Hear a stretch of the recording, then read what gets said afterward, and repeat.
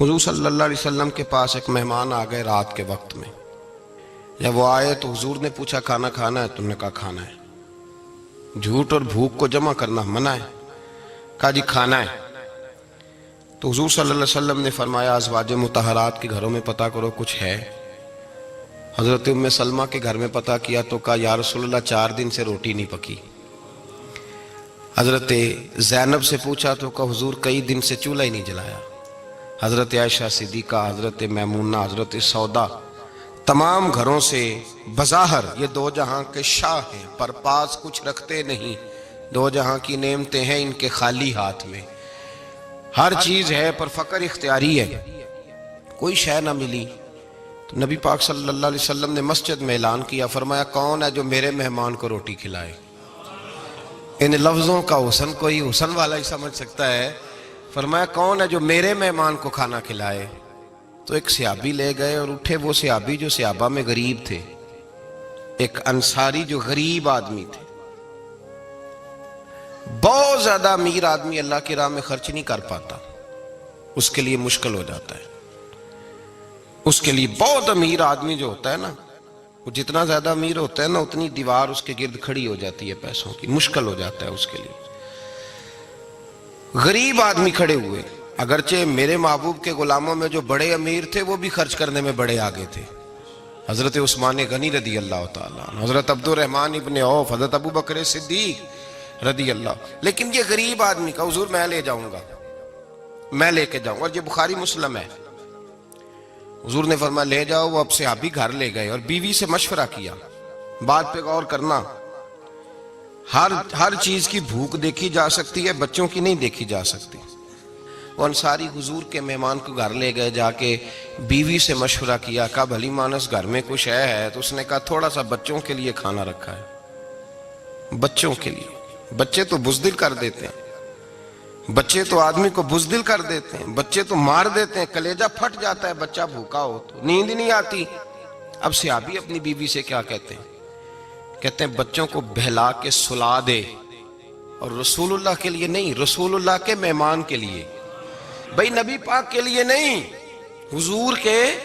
تجھ سے در در سے سگ اور سگ سے ہے مجھ کو نسبت. میری گردن میں بھی ہے دور کا پٹکا تیرا، تجھ سے در در سے سگ سگ سے ہے مجھ کو نسبت. لمبی بات ہے. کہ بچوں کو سلا دو. بی بی نے بچوں کو سلا دیا تو میاں بیوی کا مشورہ ہوا کہ مہمان کے ساتھ بیٹھ کے روٹی کھانا بھی سنت ہے. تو اب مہمان کے ساتھ بیٹھ کے کھانا بھی ہے تو کھانا ہے 1-2 آدمی کا. اب خاوند اپنی بیوی کو تیار کرتا ہے کہ میں بھی کھانے پہ بیٹھ جاؤں گا، تو بھی بیٹھ جانا.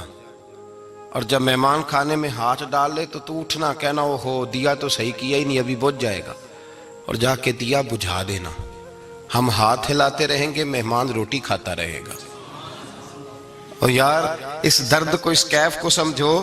گھر میں بچے بھی بھوکے، بچوں کی ماں بھی بھوکی، بچوں کا باپ بھی بھوکا. دسترخوان پہ روٹی لگ گئی، روٹیاں چن ڈالیں. بی بی اٹھی کہنے لگی او ہو چراغ تو صحیح کیا ہی نہیں، یہ تو بجھ جائے گا. حوصلے مند بی بی جس نے بچے بھوکے سلا دیے. وہ بھوکے سوئے ہوئے بچوں کی بھوکی اماں اٹھی اور اپنے خاوند کی تابع داری میں اٹھی. میں گڈی تے ہتھ ڈور سجن دے، وہ جنج رکھے اونج رہنا ہے. اٹھی اور اس نے نہ دیا ٹھیک کرنے کے بہانے بجھا دیا. مہمان روٹی کھاتا رہا اور رسول اللہ کے نوکر قربانی دیتے رہے. وہ روٹی کھا کے سیر ہو کے بستر بچھایا تو سو گیا. یہ میاں بیوی ساری رات بچوں کی طرف دیکھتے رہے اور غور کرتے رہے اور راضی رہے کہ ہم نے حضور کا فریضہ نبھایا ہے. قربان جاؤں محبوب پہ، بے خبر ہو جو غلاموں سے وہ آقا کیا ہے. وہ صحابہ وہ اگر قربانیاں دیتے تھے تو جو اعزاز ملتا تھا وہ بھی بڑا شان والا ہے. صحابی کہتے ہیں میں فجر کی نماز پڑھنے مسجد آیا، پہلا قدم رکھا تو میرے کریم بولے. حضور نے فرمایا رات جو تو نے اور تیری بیوی نے عمل کیا ہے خدا کو بھی بڑا پسند آیا ہے، محمد مصطفیٰ کو بھی بڑا پسند ہے. اور پھر ایک لفظ اور ہے حدیث میں، ایک روایت میں کچھ جملے اور بھی ہیں. حضور نے فرمایا جب تو اور تیری بیوی رات مہمان کے ساتھ ایثار کر رہے تھے نا تو عرش کا مالک تمہیں مسکرا مسکرا کے دیکھ رہا تھا. رب تمہیں دیکھ کے مسکرا رہا تھا، رب تمہیں دیکھ کے مسکرا، تر دامنی پہ شیخ ہماری نہ جائیے، ہم دامن نچوڑ دیں تو فرشتے وضو کریں۔ پر میں وہ مسکرا رہا تھا کہ میرے بندے میرے رسول کی رضا کے لیے کیا کر رہے ہیں۔ اور صاحب دیکھو، نبی پاک کے لیے نہیں، خاندان کے لیے نہیں، خاندان نبوت کے لیے نہیں، حضور کے نہ سمجھیں یار، اس پہلو کو سمجھیں، نبی پاک کے بریلی کے امام بول پڑے، فرمانے لگے تجھ سے در، در سے سگ، سگ سے ہے مجھ کو نسبت، تجھ سے در، در سے سگ کتے کو کہتے ہیں فارسی میں۔ فرماتے محبوب تیرا دروازہ اور دروازے پہ کتا اور کتے کے پاس میں بیٹھا ہوں، چلو کتے کے پاس تو بیٹھا ہوں نا، میری گردن میں بھی کوئی تو پٹکا آیا ہی ہے نا، تجھ سے در، در سے سگ اور سگ سے ہے مجھ کو نسبت، چلو میری گردن میں بھی ہے دور کا پٹکا تیرا۔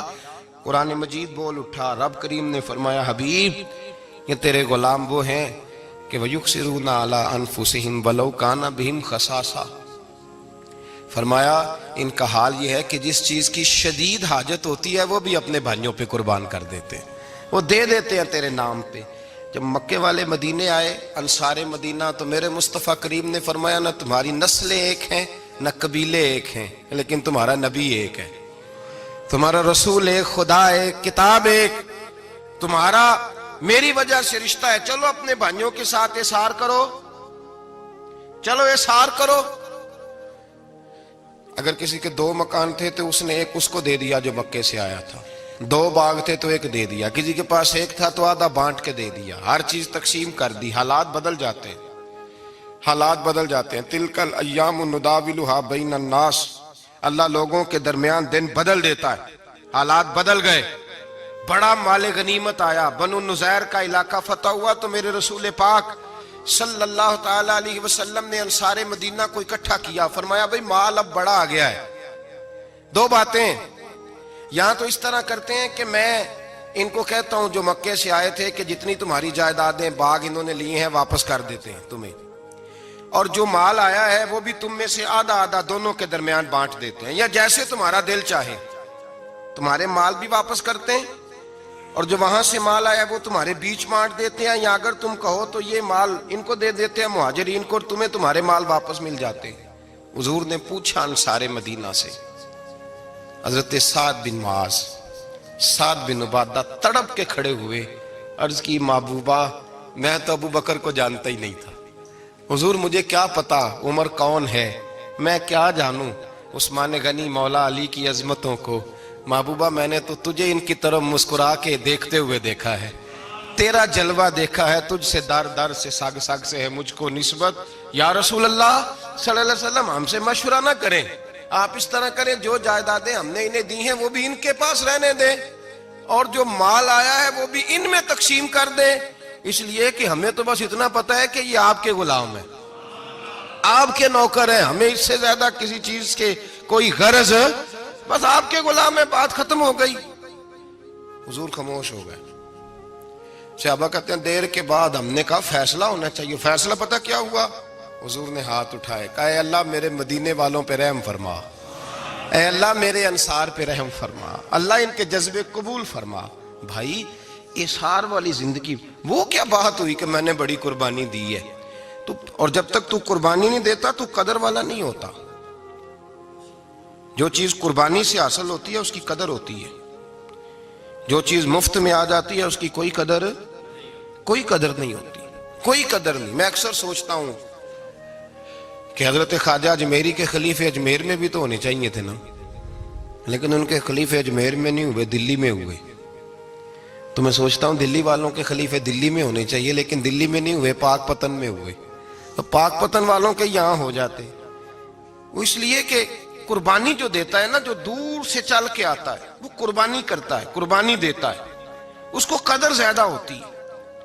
ہم نے کسی شے کے لیے کبھی قربانی نہیں دی، نہ دین کے لیے، نہ قرآن کے لیے، نہ مسجد کے لیے، نہ شیخ کے لیے، نہ طریقت کے لیے، قربانی تو ہے ہی نہیں۔ تو جو شے مفت ملتی ہے اس کا نہ مزہ آتا ہے نہ قدر ہوتی ہے۔ جو چیز قربانی کر کے لیتے ہو نا، قربانی کر کے، اس کی قدر ہوتی ہے۔ کسی لیے کہا تھا کسی درویش نے، اس نے کہا تھا قدر نبیدہ ایک کی جانن دنیا دار کمینے، قدر نبی دا جانل واگے سو گئے وچ مدینے. ان سے پوچھو نا، ان سے پوچھو ان حضرات کو کتنی قدر تھی. قربانی اپنی زندگی میں دینا سیکھیں. ایک ہوتی ہے بندے کی ذاتی خواہش، اس کو کچلنا بڑا مشکل ہوتا ہے. قربانی بڑی ضروری چیز کا نام ہے، اور جو قربانی دینا سیکھ جاتا ہے وہ بچ جاتا ہے. کتیا 6 بچے جنم دیتی ہے لیکن قربانی نہیں نہ دیتی بچوں کی، تو ریوڑ نہیں بنتے، اجڑ نہیں بنتے.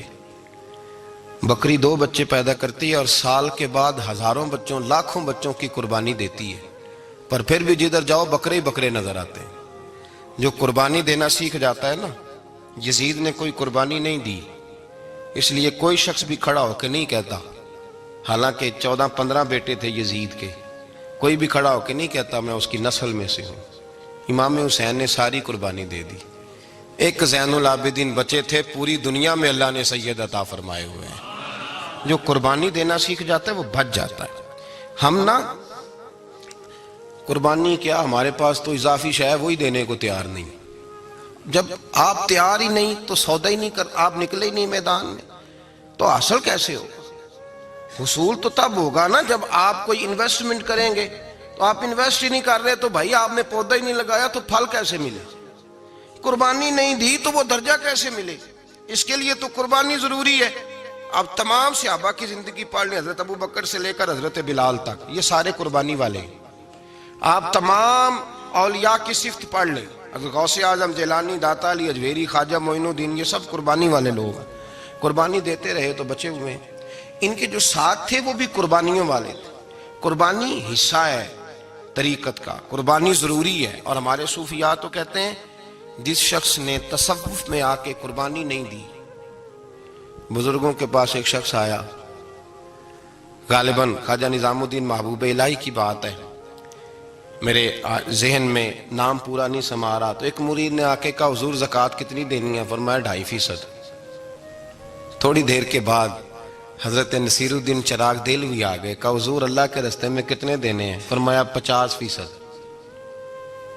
ایک ساتھی قریب بیٹھا تھا، اس نے کہا پہلے کے لیے 2.5% کا فتویٰ تھا، اس کو کہہ دیا دے دے. چند منٹ گزرے تو حضرت امیر خسرو بھی آ گئے، کہا حضور زکوٰۃ کتنی دینی ہے؟ فرمایا جو ہے سارا ہی لے آ، تیری 100% ہے. تو وہ ساتھی جو قریب بیٹھے تھے اس نے کہا بابا فتوے علیحدہ علیحدہ ہیں. فرمایا فتویٰ ایک ہی ہے، بندے علیحدہ علیحدہ ہے.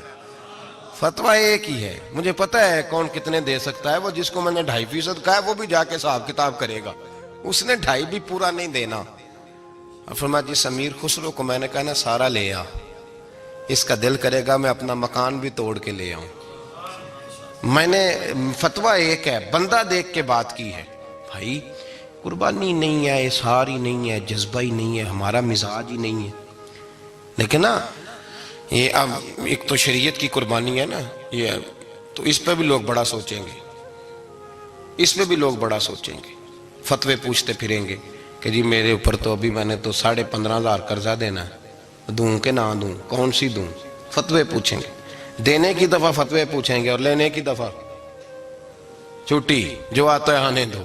کبھی لینے کی دفعہ بھی فتویٰ پوچھنا صاحب کہ یہ مجھے اتنا مال آ رہا لے لوں کہ نہ لوں. وہ لے لیا، قابو کر لیا. جب دینے کی باری آئی تو فتویٰ احصار کرے. اور احصار صفت ہے مسلمان کی، یہ احصار کرنے لگتا ہے تو بچنے لگ جاتا ہے، اس کا فائدہ ہونے لگ جاتا ہے. قربانی دینے لگ جاتا ہے تو بچ جاتا ہے. کسی نے کہا تھا سن اے مسلمان، یہ نکتہ فیض قرآنی میں ہے، عظمت و اسلام اور مسلم صرف قربانی میں ہے. اگر تو جینا چاہتا ہے تو قربان ہو، اپنے مزاج میں قربانی. اور ایک عیسائی اسکالر تھا امریکہ کا، صرف ایک حدیث پڑھ کے مسلمان ہو گیا، کلمہ ہی پڑھ گیا. حدیث کیا ہے؟ جنگ یرموک ہے. تو 7 صحابہ زخمی ہیں، چور چور زخموں سے لیٹے ہوئے، گرمی بڑی شدید ہے. العطش العطش، پیاس پیاس پیاس پکارے ایک صحابی. ایک آدمی دوڑا دوڑا آیا، پانی کا برتن ہاتھ میں ہے، اس کے منہ کے قریب پانی کیا تو قریب ایک اور زخمی نے کہا میں بھی پیاسا ہوں.